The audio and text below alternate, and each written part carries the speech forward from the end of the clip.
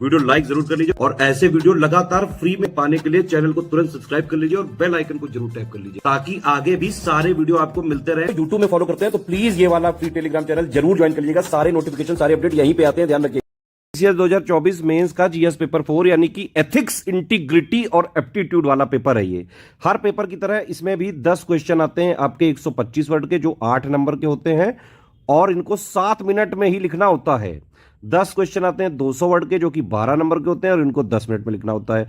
अगर आपने इस तरह से प्रैक्टिस करी है तभी आप जो है पूरा पेपर अटेम्प्ट कर पाए होगे, अदरवाइज तो नहीं, ये पॉसिबल नहीं है पूरा पेपर अटेम्प्ट करना। टाइम जो है लिमिट आपको जरूर देखनी पड़ती है, वर्ड लिमिट भी देखनी पड़ती है, सारे कीवर्ड भी इंक्लूड करने पड़ते हैं।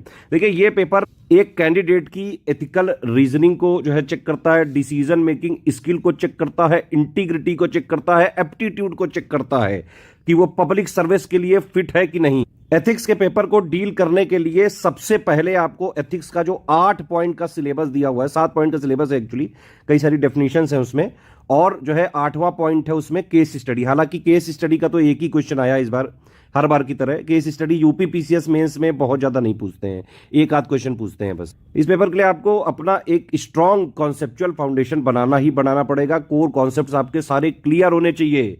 जितने भी टर्म्स है, चाहे एथिक्स, इंटीग्रिटी क्या होती है, एप्टीट्यूड क्या है, प्रोबिटी क्या है, ट्रांसपेरेंसी क्या है, अकाउंटेबिलिटी क्या है, इमोशनल इंटेलिजेंस क्या है, ये सबकी आपको बेसिक डेफिनेशन बेटा बहुत जरूरी है, पता होना चाहिए। इवन आपकी समझ होनी चाहिए इसकी।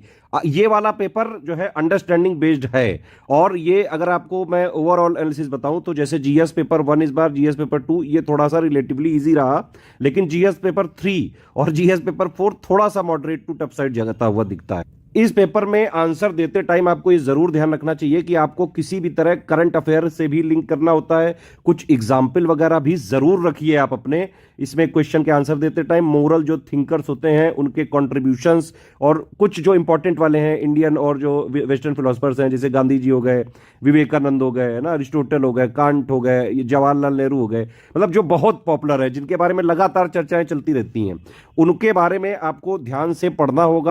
उनके कंट्रीब्यूशंस आपको पता होने चाहिए।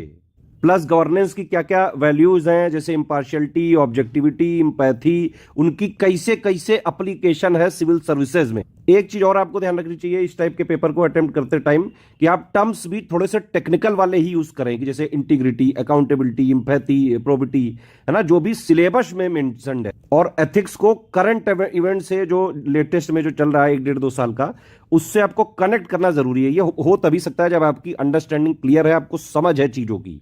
आपने एथिक्स के जो 7 पॉइंट हैं, जो बेसिक कॉन्सेप्ट जिसमें सारी डेफिनेशंस वगैरह हैं, जो सिलेबस है पूरा, उसका एक एक जो है चीज आपने बाकायदा समझी भी है, पढ़ी भी है, और इसमें जो है पीवाईक्यू भी लगाना जरूरी है। 2018 के बाद के ही पीवाईक्यू रेलेवेंट है अब यूपी पीसीएस मेंस के आने वाले पेपर और इसके भी लिए। जैसे इसमें करप्शन वगैरह का जो एक क्वेश्चन आया है, उसमें आपको जो है करप्शन परसेप्शन इंडेक्स, उन सबको जो है आप कोट कर सकते थे। एडमिनिस्ट्रेटिव रिफॉर्म कमीशन वगैरह की जो रिकमेंडेशंस होती हैं, इन सबको जो है आप रिकमेंड कर सकते थे। मतलब इस तरह से थोड़ा एक जो है कीवर्ड्स वगैरह इंक्लूड करते हुए, टेक्निकल भाषा का यूज करते हुए, इस तरह से ही अच्छे से अच्छे नंबर लाए जा सकते हैं। पेपर में अगर देखा जाए तो पूरा पेपर में एकदम सिंपल और जो है डायरेक्ट डेफिनेशंस तो नहीं पूछी हैं, थोड़ा सा एनालिटिकल है और थोड़ा प्रीवियस ईयर क्वेश्चन से ही किसी तरह जो है कनेक्टेड तो है ये।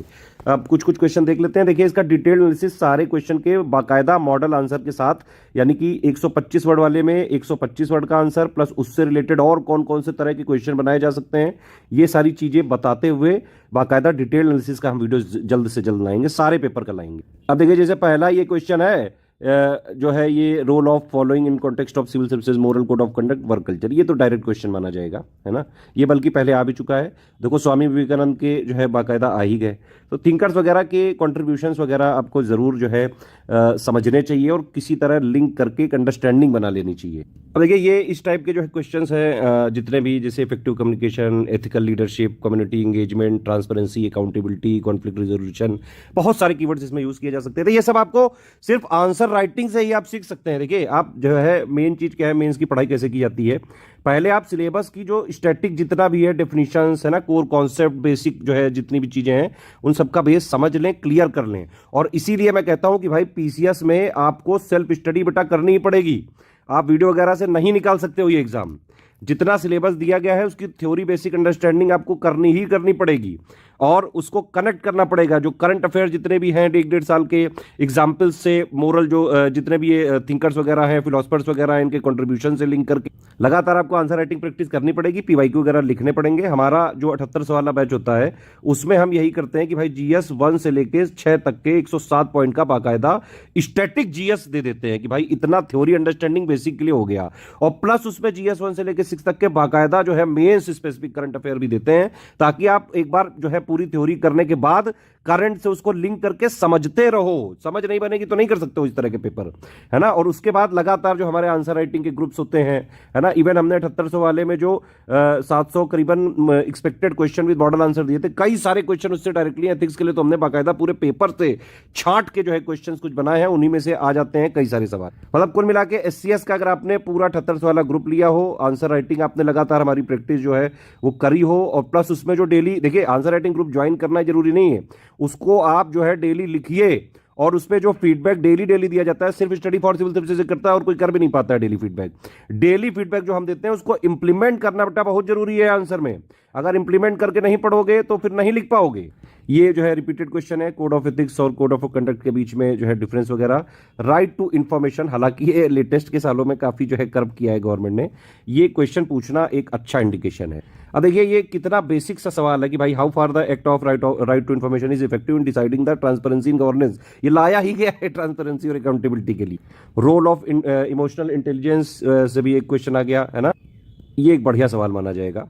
और इसमें आप देख सकते हैं क्वेश्चन के जो है कई सारे तरीके के, जैसे डिस्कस है, एग्जामिन है ना, क्रिटिकली एनालाइज में मिलेगा। इन सबका टाइप्स भी आपको जानना जरूरी है कि भाई किस टाइप के क्वेश्चन में क्या लिखना है आपको। अब जैसे ये रोल ऑफ एम्पैथी वाला आ गया, इसमें देखिए आपसे सजेशन मांगे हैं, तो मेरे हिसाब से आप अपनी अंडरस्टैंडिंग के हिसाब से, अगर आप जिसने भी इसमें कुछ देखिए, एक तो वो होता है कि भाई उसी टाइप के जो क्वेश्चंस हैं आपने देख रखे हैं, आंसर राइटिंग प्रैक्टिस कर रखी है, डेफिनेशन पढ़ रखी है, तो उसी से जो है चीज़ें आपने लिख दी। लेकिन अगर आपने कोई क्रिएटिव सजेशन दिया है तो मेरे हिसाब से इसमें ज़्यादा मार्क्स मिलने की संभावना रहेगी। ये क्वेश्चन भी एक बढ़िया क्वेश्चन माना जाए। करप्शन से रिलेटेड जो है करके क्वेश्चन आ ही गया। सिविल सर्विसेज का काम ही है बैलेंस बनाना, ये क्वेश्चन उसी को जो है उसी से रिलेट करके पूछा गया। अच्छा, ये केस स्टडी आप पढ़िए और आप बताइए कि अगर आप होते तो क्या लिखते। मैं इस पर बाकायदा, अगर आप कमेंट करेंगे तो मैं बाकायदा इसका जवाब दूंगा। ये बड़ा जरूरी क्वेश्चन है, हालांकि इंडिया से कभी भी करप्शन हट नहीं सकता है, लगातार बढ़ता ही जा रहा है। और ये जो एडमिनिस्ट्रेटर, जैसे आज आप लिख रहे हैं, आज तो जो है कई सारे लोग बढ़िया बढ़िया पेपर लिख के आए होंगे, बढ़िया keywords, time limit, word limit सब मेंटेन करके, लेकिन आप ही लोगों में से जो लोग बनोगे, थोड़े दिन बाद जो है, कुछ सालों बाद जो है, उन्हीं में से कुछ लोग की न्यूज़ आएगी कि भाई भ्रष्टाचार करते पकड़े गए, 300 करोड़ रुपया घर में निकल आया। इस टाइप की चीज़ें हैं, मुझे समझ में नहीं आता है भाई, जो आप ही लोग ये सब पढ़ के जाते हो, इसको अब आप जाके जॉब में एग्जैक्टली फॉलो काहे नहीं करते हो भाई। ये भी एक अच्छा क्वेश्चन माना जाएगा। ठीक है, तो ओवरऑल एक मतलब बेटर पेपर है ये, मुझे लग रहा है कि एक बढ़िया पेपर बनाया है आयोग ने। पीसीएस या फिर आरओ बीओ या यूपीपीएससी के किसी भी एग्जाम की तैयारी कर रहे हैं, ये वाला टेलीग्राम चैनल जरूर फॉलो कर लें। सारे प्रीवियस ईयर क्वेश्चन पेपर की पीडीएफ वगैरह आपको मिल जाएगी।